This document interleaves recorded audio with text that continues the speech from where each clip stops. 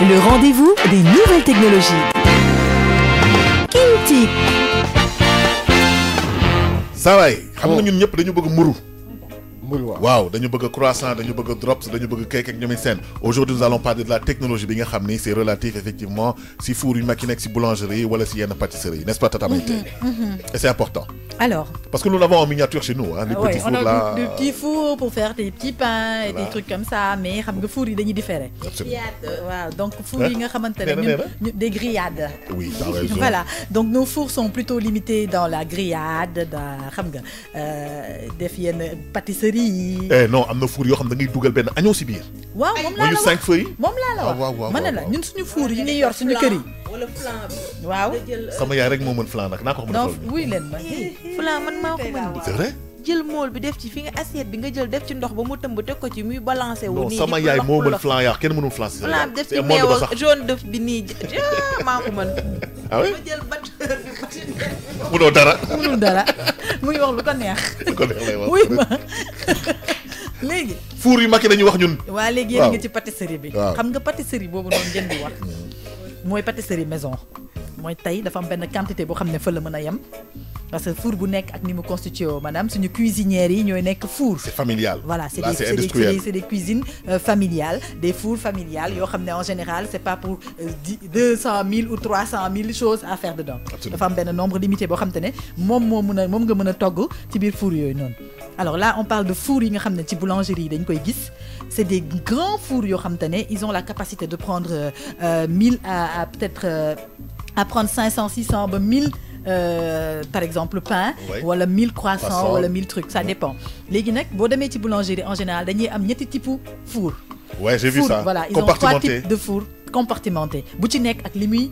cuisson bi muy def. Parce que bu ci nekk dafa am température boo xam ne moom lañ koy def. J'ai vu ça. Température boobu noonu mooy bi nga xam te ne mooy par exemple température bii pour pain bi la température bii pour croissant bi la parce que mënuñu bokk température. Parce que cuisson bu ci nekk ak pâte bi ni ñu ko defaree bu ci nekk ak temps bi nga xam te ne moom la pâte bi di jël pour cuire. Boo jëlee par exemple température pain bu fekkee par exemple ça doit aller sur 60 degrés pour mu ñor alors que pain bi croissant bi par exemple 20 degrés mu ñor tu peux pas le mettre dans un four de 60 degrés. tata wàcce mën naa la bës foofu c'est-à-dire que dama gis benn four ak benn frigidaire boo xam ne mën nga si dugal jën loo xam dafa xeeñ jën ak quoi que ce soit mais odeur du ñu mélangeante. waaw mën nga cuire tamit si four boobu dafa am 2 wala 3 paliers. 3 compartiments jën ginaar wala lii mais te odeur du ñu duggante. voilà j'ai jamais vu ça. voilà en fait loolu justement ci aspect boobu la ñuy ñëw maanaam nouvelle technologie bi. apport boobu noonu mu indi. mooy maanaam c'est des fours yoo xam te dañ leen naka lañ koy waxee. dañ leen combiner alors combinaison bi dafa am benn système bu ñu ci def boo xam te ne dafay camoufler dafay comme par exemple xam nga boo nekkee ci dina am ñoo xam te ne seen cuisinière dañuy am genre aération. boo xamante ne day dégager voilà genre boobu la mooy am ci biir voilà donc ci biir four yi genre boobu noonu moo ci am de telle sorte que ne day aspirer odeur bi conserver ko de ce fait yow xam nga dafa mel ni ci frigo rek frigo des fois nga dugal ci biir compartiment jën bi nga def fa yàpp tu te rends compte que ne mélange booy toggul ñam bi sax da ngay gis ni muy changer odeur parce que bu ci nekk dafay dem sëcc ci moromam alors que lii justement ñoom pour éviter loolu xam nga tey à la place par exemple d'acheter 3 fours ou 4 fours c'est de l'argent c'est de l'énergie c'est de l'électricité c'est de l'espace léegi y a des fours combinés yoo xam te ne benn lay nekk boo xam te ne mën na def plusieurs choses à la fois bu ci nekk nag ak température am looloo ci gën a grave mooy ci même four bi 5 températures mën na ci am 5 cuissons yu différentes mën na ci am compartiment bu nekk ak li muy cuire et ça te permet d'aller plus vite ci sa liggéey ba pare daf lay permettre tamit nga bañ a am ay gâchis mooy ngay cuire benn affaire ba mu xëm wala nga dem ba dañ koy gis parfois boulangerie yi ñu am moment yoo xam te ne voilà tu tombes sur des pains qui ont été trop grillés parce que justement respect wu température bi defuñu ko wala peut-être y a eu un bug si seen kii boobu parce que c'est des appareils quoi qu'on dise voilà mais tey jii nii ils ont la possibilité ci benn four bi def ci partie bi mburu bi c'est un gain de temps teg ci mburu bi ils ont la capacité d'aller jusqu'à 500 pains par heure donc de cuisson par cuisson bi quiche bi pizza bi lii bi là donc yëpp dañ koy mën a def à partir d'un seul four wala au moins maximum ñaari four donc ils gagnent en espace et ils gagnent en temps ils gagnent en espace ils gagnent en temps parce que tey bu fekkee benn four nga yor le temps ngay dugal pain bi xaar pain bi grillé nga génnee ko war a dugal lait ci diggante bi mën nga xef-xefi sax mburu bi jeex wala nga xef-xefi ni ngi di wër leneen donc et puis surtout manutention bu bëree sax dafa baaxul si affaire wu jaay voilà donc du coup ñoom vraiment pour limiter tout ça il y a des faux fonctionnels qui ont été créés yoo xam te ne on les retrouve de plus en plus dans les nouvelles boulangeries les anciennes boulangeries moom ils sont restés toujours dans les méthodes à l'ancienne parce que ñoom loolu lañ maîtriser ci la ñuy gis seen art ak yooyu noonu mais Tata Maïté xam nga four yi c'est man j'ai vu que c'est vide dedans léegi il y a des chariots qu'on met dedans oui en fait dafa am moom laa lay wax ay compartiments la xam nga tey four moo tax ma ne la les anciens fours étaient considérés comme ça ils avaient des chariots yoo xam ne moom ngay chargé nga dugal ci biir four yi c'est différent am na ay four yoo xam ne du ay chariots ay plateaux la c'est des plateaux ay plats yu mag la yoo xam ne ci la ñuy disposer affaire bi dugal léegi xam nga plats yooyu ça prend moins d'espace donc tu as la possibilité de mettre plusieurs plats sur différents compartiments plat bu génn boobu bu ñoree da nga koy génnee dugalaat beneen plateau et tu enchaînes comme ça et ça te donne plus de temps pour mën a def sa cuisson yi donc boo xoolee sax léegi ci pâtisserie yi si tu regardes des fois da ngay ñëw ñu ne la mburu bi jeex na wala ñu ne la par exemple croissant yi jeex na mais xaaral 5 minutes comprendre nga ci diggante bi ñu naan jeex na dugal nañ beneen plateau en 5 minutes boobu noonu ñuy wax da ngay jékki-jékki rek ñu génneel la benn plateau bu tàng jër maanaam 5 minutes 10 minutes ngay xaar nga gisaat croissant yu bees tàkk parce que en fait ils ont une chaîne boo xamante ne et une possibilité de cuisson boo xam ne ci seen four yi daf leen di permettre du ñu am ay rupture ci seen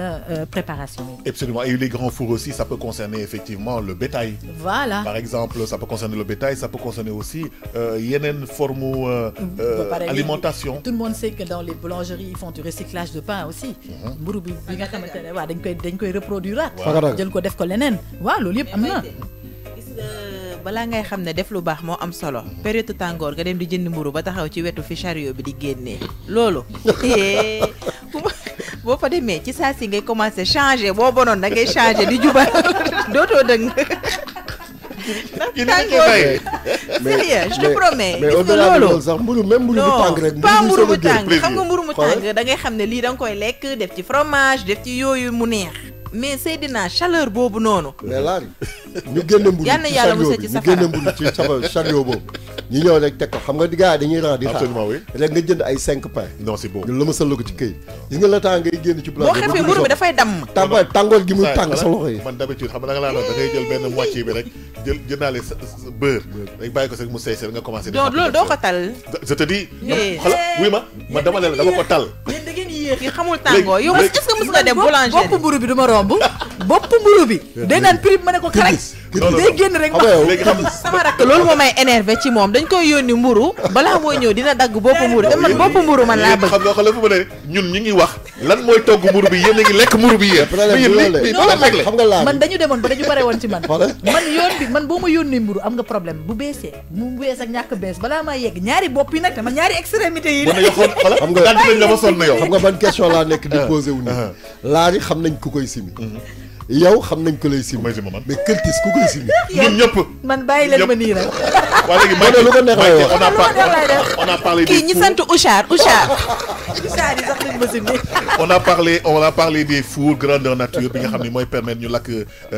croissant yi waaw mooy ci yi nga xam ne moom la boulangerie di utiliser